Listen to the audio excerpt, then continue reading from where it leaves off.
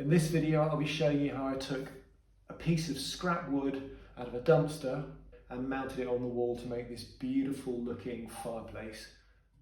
So this is what I start with, and it's a really large area. And this is the piece of wood that I got out of a skip. I planed off all the paint, and I decide to buy myself a bar which is 1 metre long, and I'm going to use this to secure my beam to the wall, because number one, the fittings that are available, if you had a 4-foot beam, then the fitting would be 4 feet wide, and I am only going to be securing on either side, and so I've got to make my own. So now that I've got those 2 equal pieces of metal in length, I'm now just transferring the fixing points where this is going to fix to the inside of the brickwork, and then I'm going to centre punch it. That's a 6mm drill, so I'm choosing a 6.5mm drill, and by doing that it means there'll be a very small amount of adjustment when it comes to making sure that it's level. A little bit of oil is going to help me drill these holes.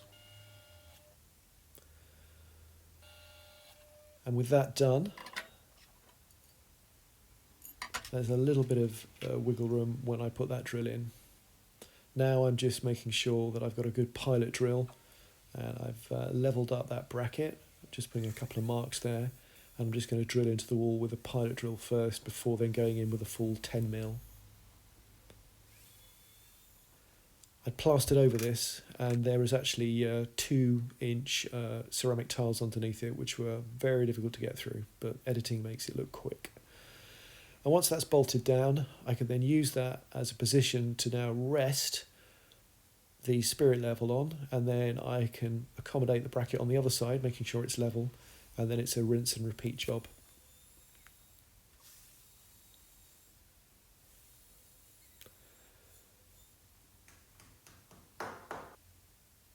I think the total cost of this was about £15, and that includes the bolts, maybe even a little bit less, and nice and level.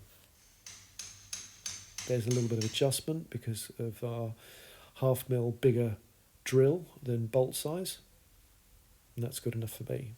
I want this to end halfway between here, so I've measured this distance and put a line which denotes the halfway mark on both sides. By the time I've cleaned this all up, that for the face and that for the top. So the wood on the very end of this is a bit punky, you know, where it's kind of rotten. So I'll probably have to trim a bit off both ends to get it to where I want it to. We need to put a piece of wood in here, otherwise this is going to be a dirt trap. And also you can see, looking at this, that the wood is really good up to this point here. This is the heart of the tree, and as it gets closer to the outside, this is the softer wood here, and this is particularly nasty, so when we trim the ends up, we're going to try and get rid of this stuff. So having decided on the face, which is going to be this is going to be the top here. We already know that we're going to have to put a noggin of wood on the back of this in order to get rid of the chamfer, so it goes against the wall. We've got to remove 13 centimetres. Now I know that this end is probably the best end. That one is the one that I showed you that's a bit punky. So what we'll do is we'll just clean this end up first. That's good enough for the purposes of what we want. So we'll cut the remainder off the other end.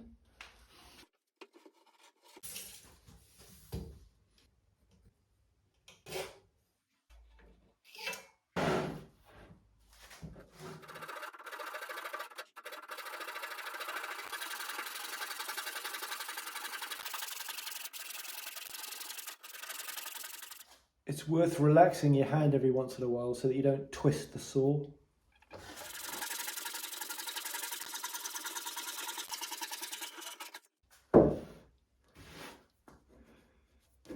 Yeah, it's not as good as I'd liked, but it's good enough. That's all I care about.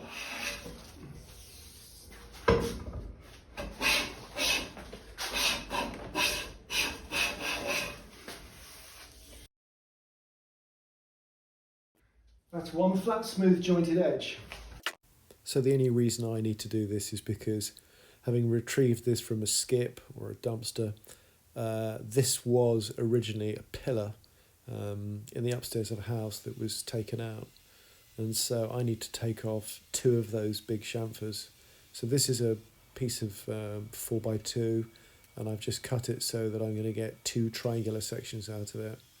I'll use those to cover up the chamfers. And the remaining piece here I'm using to make a jig, and I'll use that, and you'll see what I'm going to use that for shortly.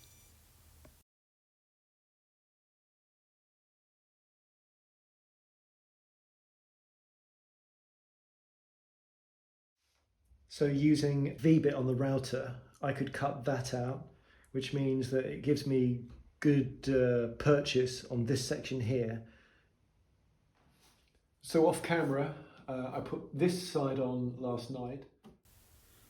So this is the bit where, having glued on these two little corners, I now want to return the whole thing to square.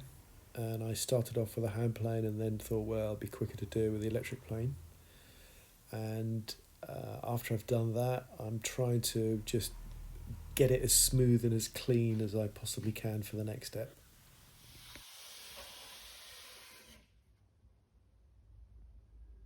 I've got a nice flat back which will go against the wall, and there'll be no dust gaps, and then this will effectively be the mantelpiece where you put your candles or whatever decorations, and this will be the front, this side round here.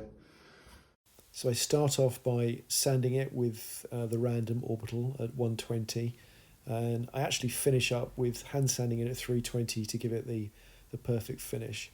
You could, if you wanted to, you could distress it, or you could use a blowtorch. There are any number of finishes that you could put on it to give it that rustic appearance. You could even go over it with a wire wheel or a wire brush or something like that. Now I'm going to offer it up to the wall, and I want to mark exactly where the straps are going to go, because I need to work out exactly how deep they need to be. And then once I've worked that bit out by drawing underneath it, I can then mark ultimately where the surface of the mantelpiece is going to go, and that'll allow me to then calculate exactly where to drill the holes. I want to make this aperture look smaller.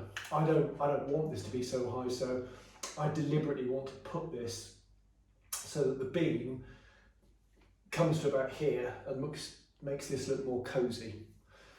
So that is where the top of the beam is going to go, which is just going to hide this. And then this represents where the top beam wants to go over here. And so I can now measure down from that point there. Well, actually it's 6 to the top and 9.4 to the bottom.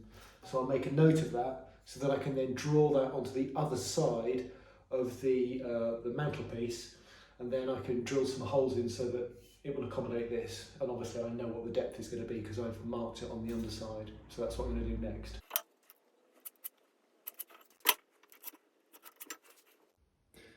So 5.9 to the top, this is the top here, and 9.5 is there.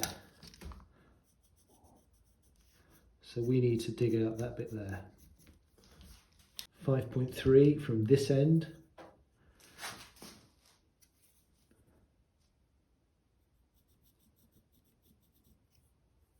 To 9.5, which is there. So I need to dig out that bit there. And I need to do it to a depth of, easy, 10 centimetres. So I've got a drill which is going to give me a little bit of wiggle room. I've made sure that this sticks out exactly 10 centimetres. So now it's time to drill it. When it comes to drilling the holes, the first hole that you see me drilling, i.e. the hole nearest to me, is the hole that it's going to make contact when the metal bars slide in, and that will decide whether or not it's going to be level. So the bottom one, i.e. the bottom of that slot, which is towards the bottom of the picture, isn't as critical as the top slot, which is closer to me. So once that's done, I then put my traditional finish on it, which is bry wax, because that'll match the skirting boards and the doors, and it gives a lovely shiny finish, and it's so easy to repair. It seems to lend itself actually to imperfections, and the more dinks and dents it has on it, the better it looks. Now, when I fit this, I'm not going to put it in permanently because I'm going to take it off. I've got other things to do in the room, but I would put it in with 2-pack epoxy. That would be the best way to do it.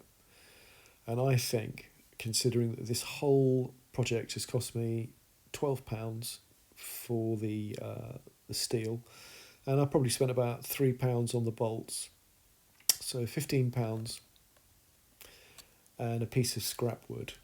Hope you enjoyed it. Thanks for watching.